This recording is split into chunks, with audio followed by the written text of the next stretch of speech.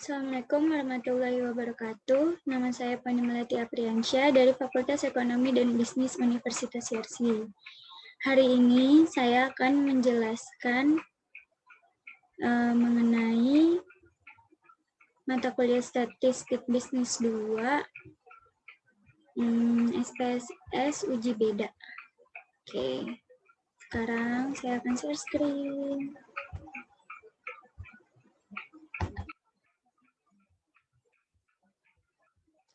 Di sini.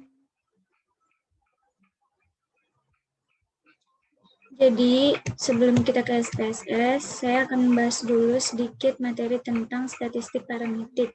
Statistik parametrik yaitu ilmu statistik yang mempertimbangkan jenis sebaran atau distribusi data, yaitu apakah data menyebar secara normal atau tidak, yang menggunakan uji hipotesis dan variabel yang terukur.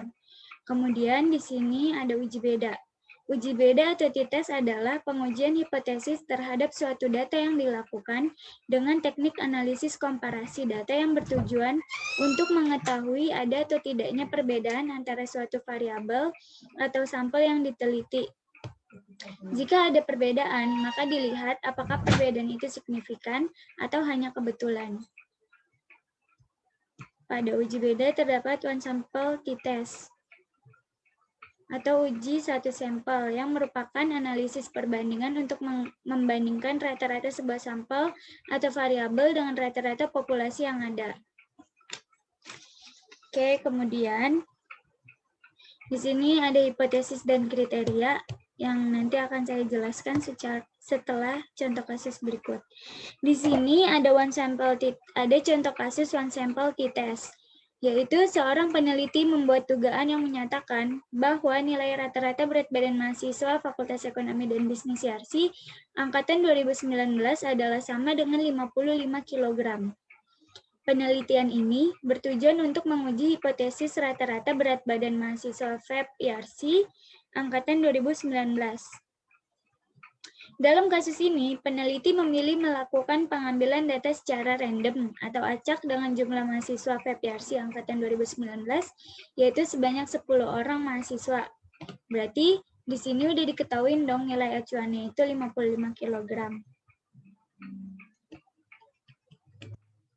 Di sini tuh sebelum kita ke materinya, ada hipotesis dan kriteria. Jadi hipotesisnya itu H0 rata-rata sama dengan nilai acuan. Kalau HA berarti rata-rata tidak sama dengan nilai acuan. Kemudian kriterianya adalah jika T hitung kurang dari T tabel atau signifikan lebih dari 0,05 maka H0 diterima atau rata-rata sama dengan nilai acuan. Kemudian, jika T hitung lebih dari T tabel atau signifikan kurang dari 0,05, maka H0 ditolak atau rata-rata tidak sama dengan nilai acuan. Di sini nanti kita akan menggunakan dua metode, menggunakan T-tabel juga ya. T-tabel itu punya rumus alfa dibagi 2 titik koma DF atau degree of freedom. Alfanya itu adalah 0,05. Dan itu udah pasti kita akan menggunakan 0,05. Karena standar default SPSS-nya itu 0,05. Jadi kita udah pasti banget bakalan pakai yang 0,05 untuk alfanya. Kemudian dari contoh kasus ini, kita langsung aja buka SPSS-nya. Cara pertama, kita masukkan data dulu ke dalam SPSS agar dapat diinput.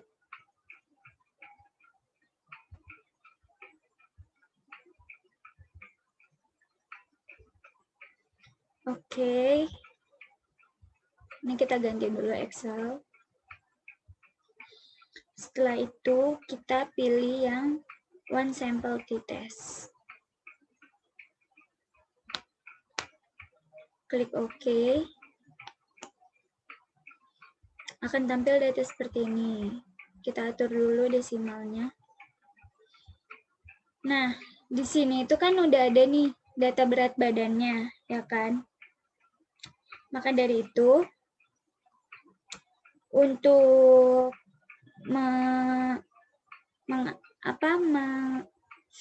untuk menginput data-data ini, kita menggunakan metode one sample t-test. Caranya adalah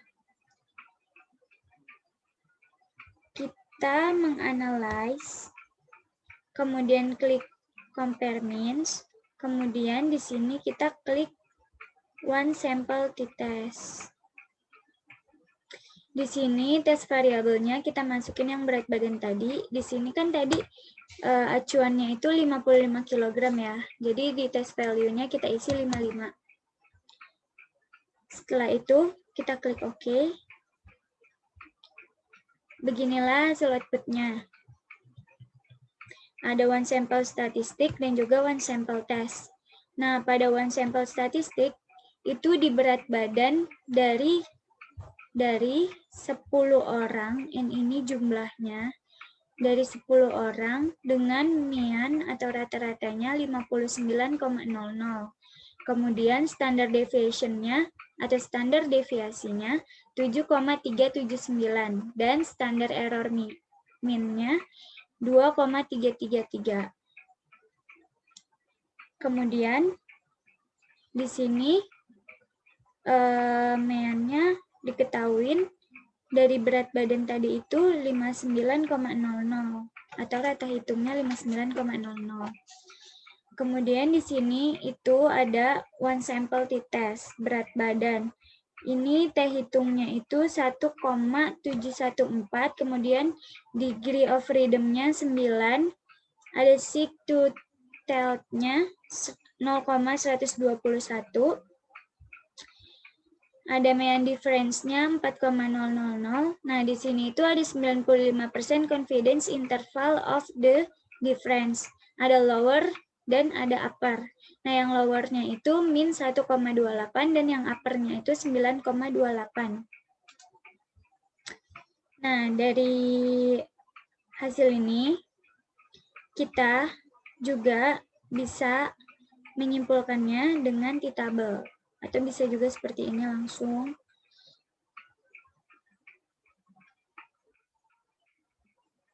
Ini kita kembali ke slide dulu. Slide yang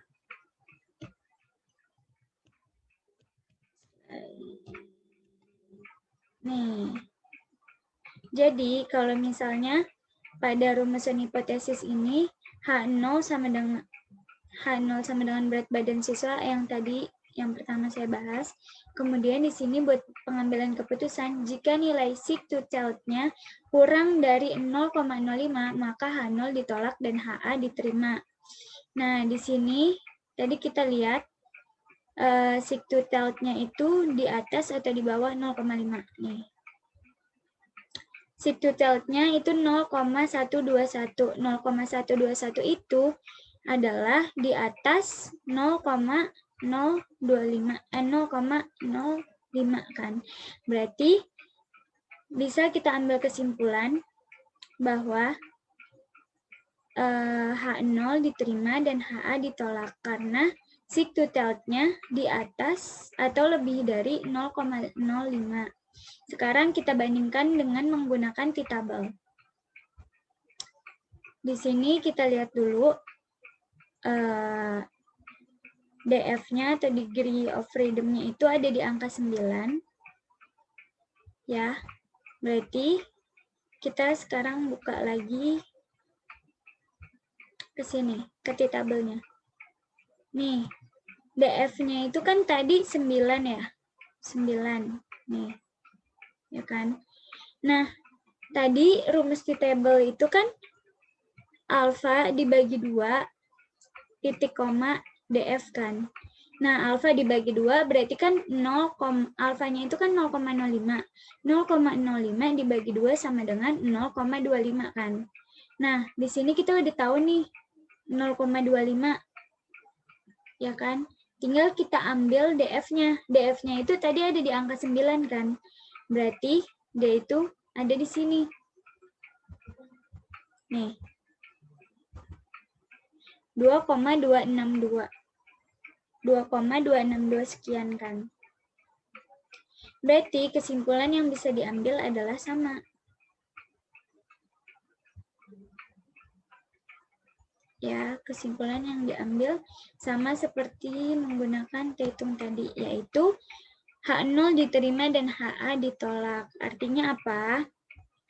H0 diterima berarti nilai rata-rata berat badan mahasiswa YRC angkatan 2019 sama dengan nilai 55 kg. Itu artinya.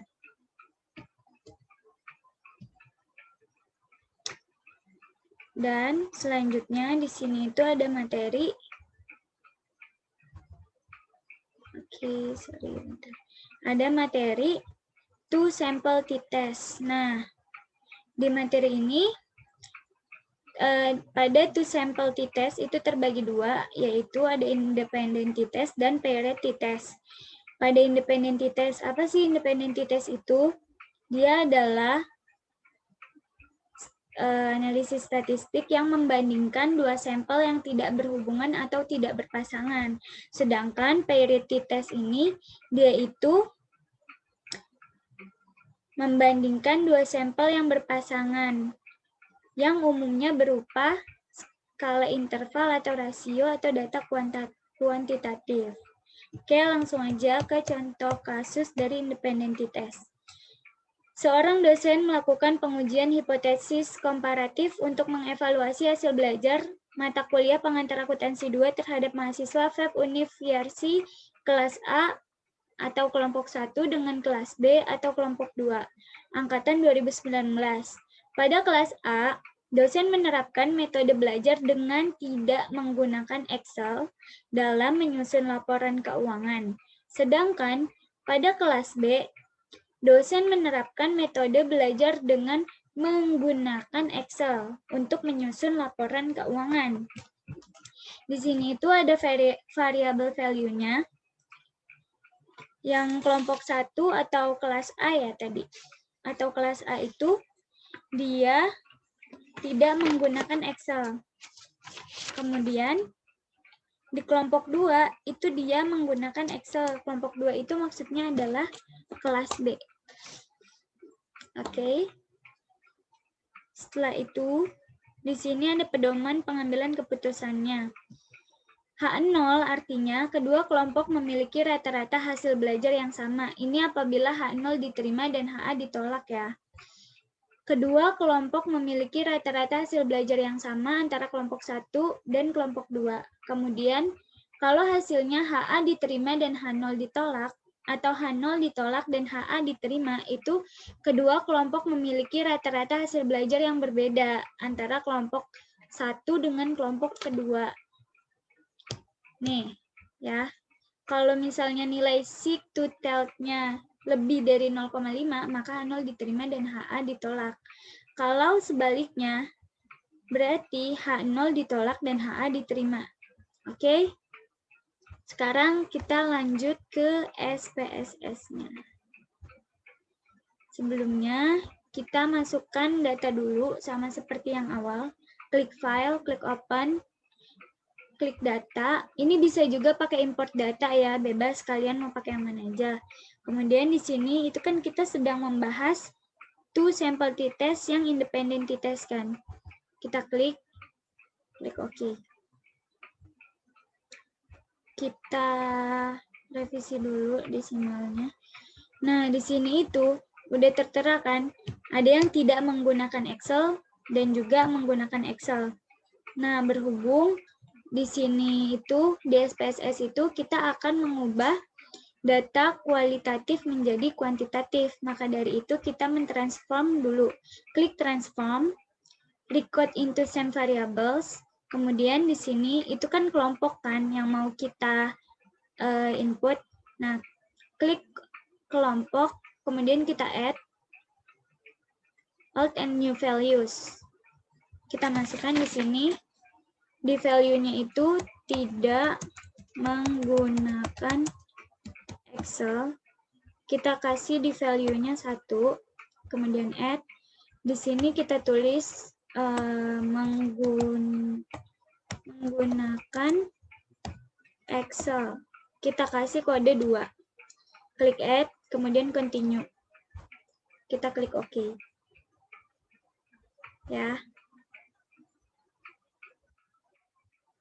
Nah, maka hasilnya akan seperti ini, 1 dan 2. Nah, terus biar kemudian kita ke variable view. Di sini itu di kelompok type-nya itu kan masih string, sedangkan di sini itu udah berbentuk angka atau numerik kan.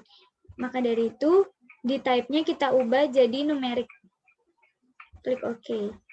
Nah, kan kita nggak tahu ya, satu bisa aja gitu orang yang nanti membaca ini itu nggak tahu kelompok 1 dan kelompok 2 itu maksudnya apa. Jadi kita bikin penjelasan juga di values pada kelompok. Kita kasih, tadi kan kode pertama itu untuk tidak menggunakan Excel, ya kan? Kita klik add. Kemudian kode kedua itu untuk menggunakan Excel. Kita klik add juga, kemudian klik OK. Nah, tampilan pada data view-nya akan seperti semula, namun sudah mengubah ke data kuantitatif, ya. Berdasarkan contoh kasus yang tadi kita baca, nih,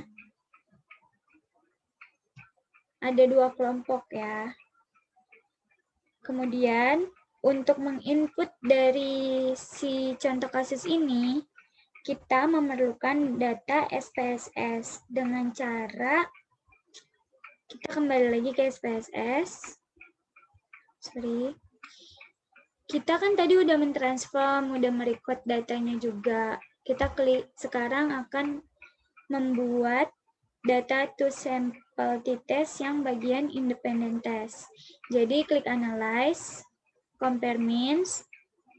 Di sini kita klik independent sample t-test. Setelah itu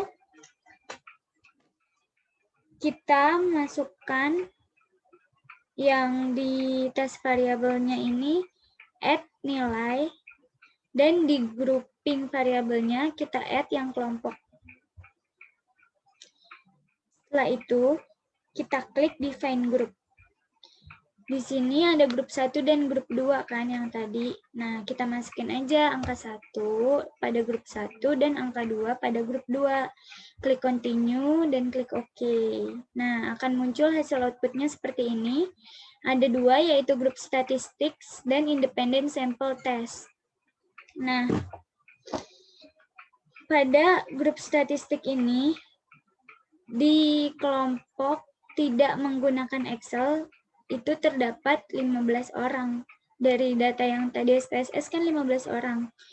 Itu datanya kebaca semua. Dengan mean 82,27, standar deviation-nya 7,658, dan standar error min-nya 1,977. Sedangkan yang menggunakan Excel itu mean-nya ada 88,60, standar deviation-nya 6,663, dan standar error mean-nya 1,720. Nah, kemudian di sini ada independent sample test yang dimana memiliki signifikan 0,582 dengan T hitung min 2,416, degree of freedom-nya 28, signifikan to child-nya 0,022. Kemudian ada mean difference-nya min 6,333, standard error difference-nya 2,621. Nah, di sini juga sama, ada 95% confidence interval of the difference. Itu ada lower dan ada upper. Di lower-nya itu minus 11,702 dan juga di upper-nya itu ada min 965. Min 0,965. Sorry. Di sini juga ada equal variance not assume-nya. Bisa dilihat ya. Oke. Kita lanjut ke pengambilan keputusan. Kita lihat dulu di sini. Ya, untuk pengambilan keputusan, Kalau H0 diterima dan HA ditolak, berarti kedua kelompok memiliki rata-rata hasil belajar yang sama. Kalau H0 ditolak dan HA diterima, berarti kedua kelompok memiliki rata-rata hasil belajar yang berbeda ya antara masing-masing kelompoknya. Di sini kita ada penjelasan. Apabila sig-to-child-nya lebih dari 0,05, maka H0 diterima dan HA ditolak. Tapi jika sebaliknya, apabila nilai sig-to-child-nya kurang dari 0,05, maka H0 ditolak dan HA diterima. Kita lihat di sini.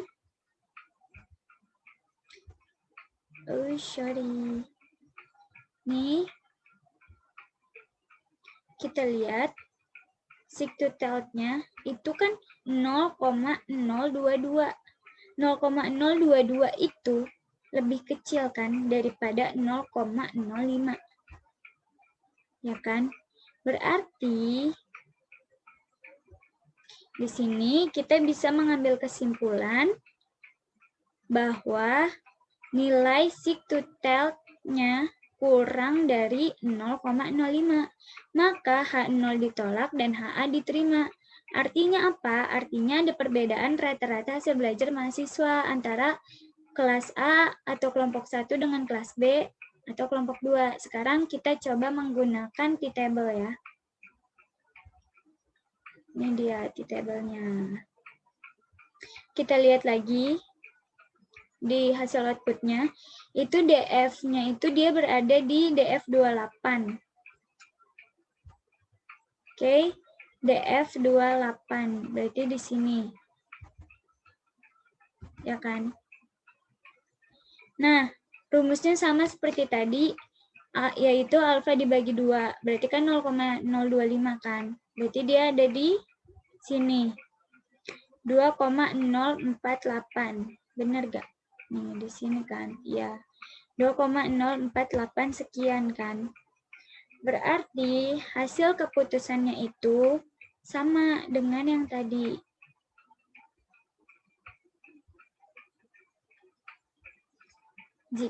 Ini H0 ditolak dan HA diterima. Kayak gitu. Oke, lanjut ke slide berikutnya.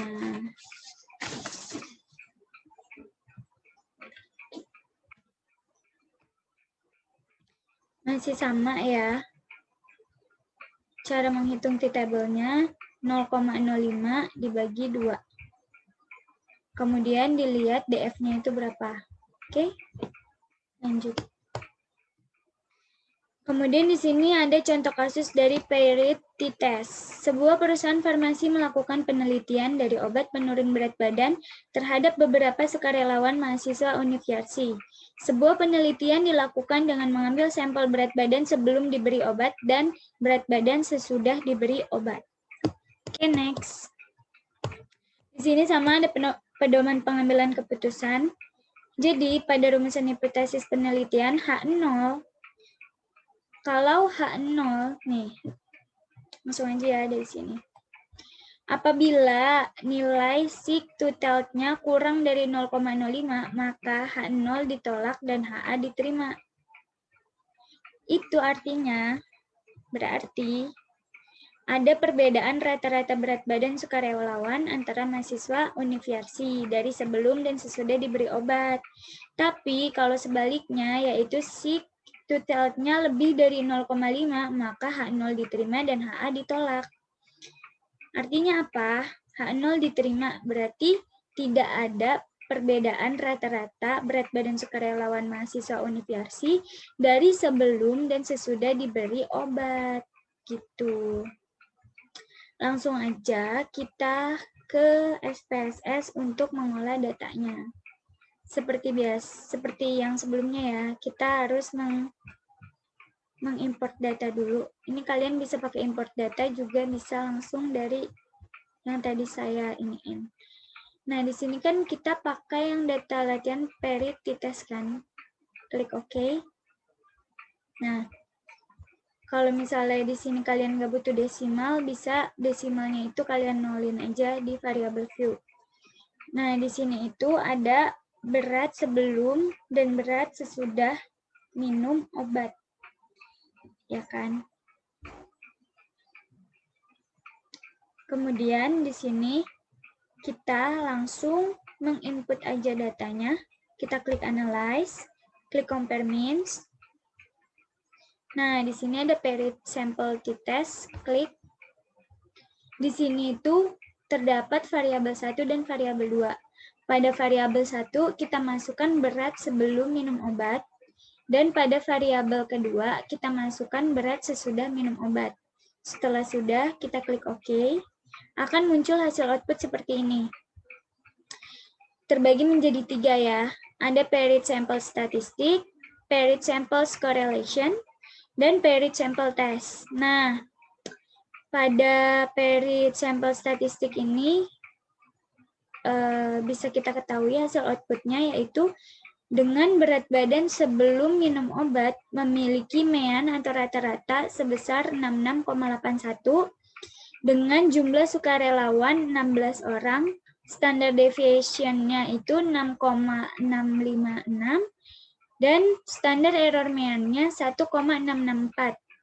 Sedangkan pada berat badan sesudah minum obat memiliki rata-rata atau mean 61,94 dengan jumlah 16 orang karyawan yang memiliki standar deviation 6,403 dan juga standar error mean sebesar 1,601.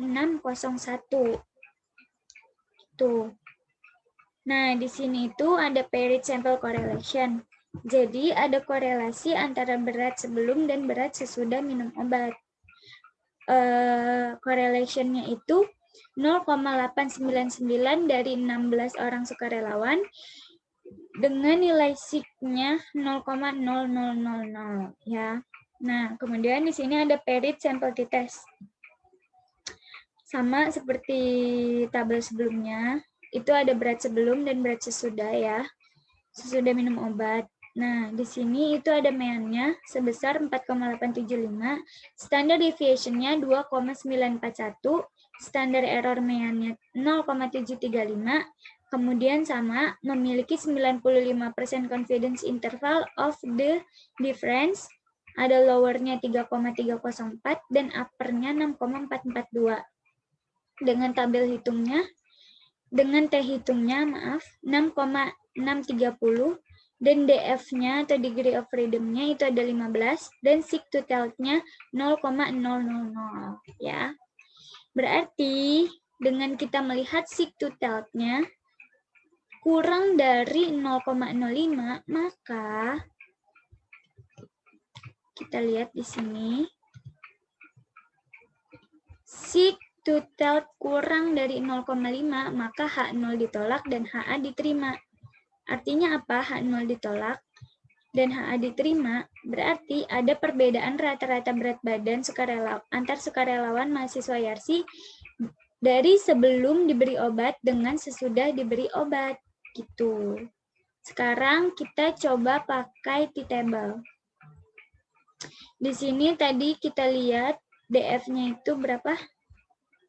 15 ya. DF-nya itu 15. Berarti di sini. Oke. Kita masih pakai yang tadi ya 0,05 dibagi 2 rumus T-table-nya. Berarti kan 0,025 dengan degree of freedom-nya 15 yaitu 2,1314. Artinya apa? Sama berarti. Yaitu H0 ditolak dan HA diterima. Gitu. Karena di sini itu kita menggunakan rumus yang ini. Mana ya?